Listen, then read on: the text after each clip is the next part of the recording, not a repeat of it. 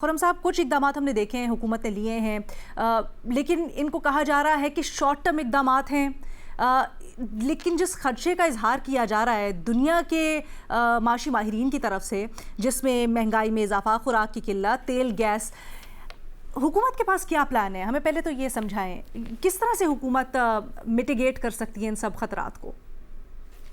अलीना, बहुत शुक्रिया मुझे प्रोग्राम में लेने के लिए। देखिए, आपने देखा होगा फाइनेंस मिनिस्टर की चेयरमैनशिप के अंडर जो है एक कमेटी बनाई गई प्राइम मिनिस्टर ने, और वो कमेटी ऑलमोस्ट रोज जो है मिल रही है और स्टॉक टेकिंग करती है। बहुत थ्रेडबेयर एनालिसिस होता है, बहुत डिटेल में काम हो रहा है। और अच्छी बात ये है कि जो हमारे पास मार्च में अवेलेबिलिटी थी सप्लाईज की, अब वो अप्रैल की भी इंश्योर होती जा रही है। और मार्च हम फुली कवर्ड हैं। मैं इसलिए ये आपको अपडेट दे रहा हूं ताकि हम पहले अपडेट पे बात कर लें, फिर एक हाँ। एक पर्सपेक्टिव पे आते हैं कि क्या किया जा रहा है। तो एक तो ये कि जी मार्च फुली कवर्ड है माशाल्लाह से, अल्हम्दुलिल्लाह। और दूसरा ये अब अप्रैल भी पूरा जो है वो कवर हो रहा है।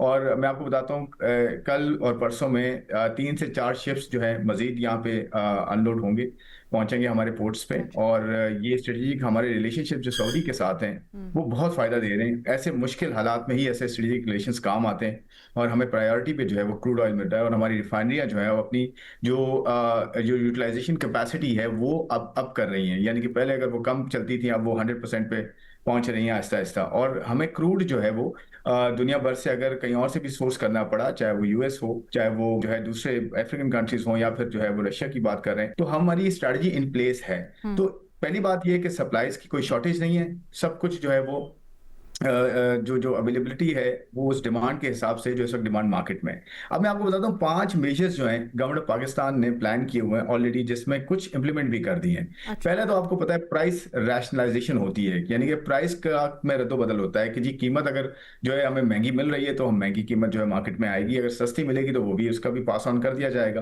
ताकि जो है एक बैलेंस रहे मार्केट में प्राइस के हिसाब से। क्योंकि डिमांड सप्लाई प्राइस के हिसाब से जो कंट्रोल होता है वो किसी और मेजर के थ्रू नहीं हो सकता। ये एक फिनोमिनन है इकोनॉमिक्स का। दूसरा जो है ना वो ऑस्टेरिटी मेजर्स हैं। आपको पता होगा कि ऑस्टेरिटी में गवर्नमेंट अपने खर्चे कम करने की बात कर रही है, जिसके अंदर जो गाड़ियां हैं वो आधी से ज्यादा गाड़ियां खड़ी कर दी गई हैं गवर्नमेंट की, चाहे वो फेडरल हो, और प्रोविंसेस भी उसमें साथ दे रहे हैं पूरा पूरा। उसके साथ जो फ्यूल की जो एलोकेशन होती है उसको भी आधा कर दिया गया है। फिर आपने देखा होगा अभी रिसेंटली जो स्टेट ओन्ड कंपनियां होती हैं, इसके अंदर जो एम्प्लॉयज हैं, इसके अंदर जो लोग हैं और जो बोर्ड्स पे लोग हैं, खासकर जो गवर्नमेंट ऑफ पाकिस्तान के हैं, इनकी जो बोर्ड की फीस हो गई या फिर उनकी जो तनख्वाह में कटौतियां हैं वो 5 से 30% कर दी गई हैं। उसके अलावा जो पार्लियामेंटेरियंस हैं, कैबिनेट मेंबर्स हैं, और बहुत सारे जो है वो हमारे कोलीग्स हैं सेनेट से रिलेटेड, उन सब की तनख्वाह में वो 2-2 महीने की तनख्वाहें जो है वो डोनेट कर रहे हैं। उसके साथ आप देखें कंजर्वेशन की पॉलिसी भी आई है पाकिस्तान अच्छा। की, और उसमें कंजर्वेशन में फेडरल और प्रोविंसेस दोनों हैं। तो ये तीसरा हो गया, प्राइस रैशनलाइजेशन हो गया, ऑस्टेरिटी हो गया, कंजर्वेशन में देखिए प्राइवेट सेक्टर गवर्नमेंट सेक्टर मिलकर काम करेगा। कंजर्वेशन में ये कि ट्रैवल आप कम करेंगे, और आपको जो है ना ज्यादा, जैसे अब हम अभी जूम पे बात कर रहे हैं, इस तरह से टेक्नोलॉजी अवेलेबल है, तो क्यों ना सही। हम जो है वो सही है। काम करें। तो ये कंजर्वेशन आ गया। चौथा जो है ना वो टारगेटेड जो है वो रिलीव्स है।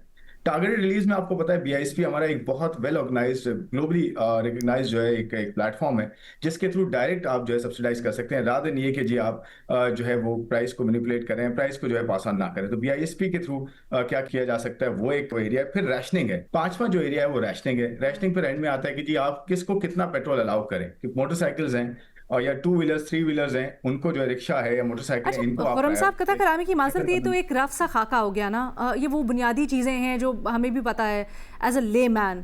लेकिन ये बताएं, इसके लिए आप एक्चुअल नंबर्स क्या हैं हमारे पास? आपने सब्सिडीज़ की बात की कि आने वाले दिनों में हम देखने जा रहे हैं कि कोई सब्सिडीज़ होंगी, उसका तरीकाकार फिर क्या होगा? कुछ स्पेसिफिक कुछ अगर हमें बताएं तो। जी जी, पहले पहले तो ये जो लास्ट फ्राइडे को लीना जो प्राइस पास ऑन था ना डीजल और पेट्रोल का, वो 50 रुपए और 70 रुपए था, वो नहीं दिया गया। ठीक है। उसकी जगह पे 23 अरब रुपए की जो है वो एक तरह से आप कहें कि सब्सिडाइज किया है 23 अरब रुपए से। और वो जो सब्सिडी है ना वो ऐसा नहीं है कि उसको उसको कहीं पेट्रोलियम लेवी में बढ़ाया है, कहीं कुछ किया है। बहुत ज्यादा पेट्रोल और डीजल की बात करूं, बाकी प्रोडक्ट्स की बात नहीं कर रहा। उसको गवर्नमेंट ने अपने खर्चे, जैसे मैंने बताया ना, ये रिलेट किया मैंने आपको कि जी ऑस्टेरिटी मेजर्स जो हैं, जिसके अंदर तनख्वाहों को कम करना, या 2 महीने की तनख्वाह कंट्रीब्यूट करना, या बोर्ड की फी ना लेना, या ठीक है, पेट्रोल को उस मद कम में कर एब्जॉर्ब देना, किया गाड़ियों गया को है। बेहतर करना।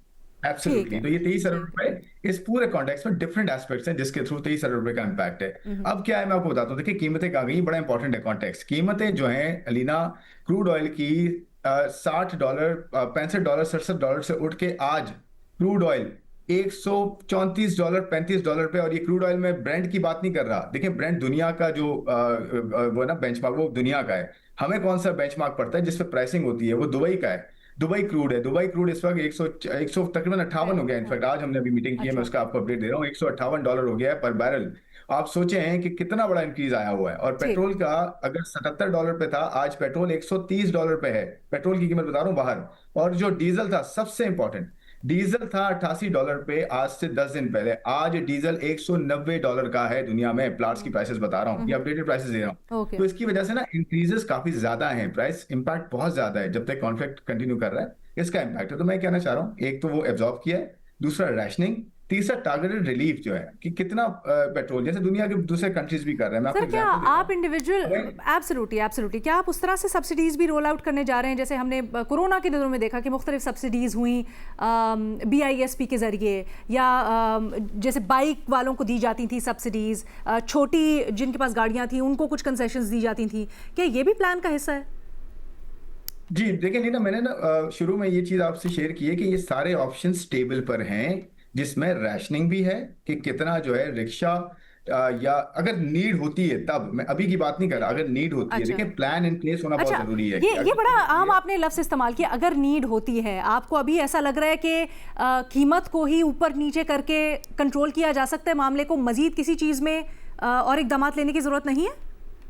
ये बहुत अच्छा सवाल है आपका लीना। देखें होता ये है कि आप रिटेल की कंजम्पशन देखते हैं कि क्या प्राइस बढ़ाने से कि जो जो कंजम्पशन है, इस्तेमाल हो रहा है पेट्रोल डीजल, ये कितना ऊपर नीचे गया है। ठीक है। इसको हम रोज जो है ना इस वक्त देख रहे हैं। ठीक। डेपो लेवल पे तो ऊपर गई है हम्म। कंजम्पशन, लेकिन रिटेल लेवल पे देख रहे हैं, अभी नंबर्स आ रहे हैं, ये अच्छा। इंशाल्लाह आपको अपडेट्स मिलेगी। बट अगर रिटेल लेवल पे कंजम्पशन नीचे जा रही है, देखें वो जाएगी भी। उसकी वजह क्या है? देखिए स्कूल कॉलेजेस बंद है, पब्लिक सेक्टर की जो है ना कंजर्वेशन हो रही है। लोग जो है वो प्रोविंशियल लेवल पे भी अपनी जो है गाड़ियां साइड पे की हैं, उन्होंने 50% फ्यूल कम कर दिया है। तो ये तो सारी डिमांड जो है एक तरह से रैशनलाइजेशन हो रही है ऑलरेडी ना। अच्छा।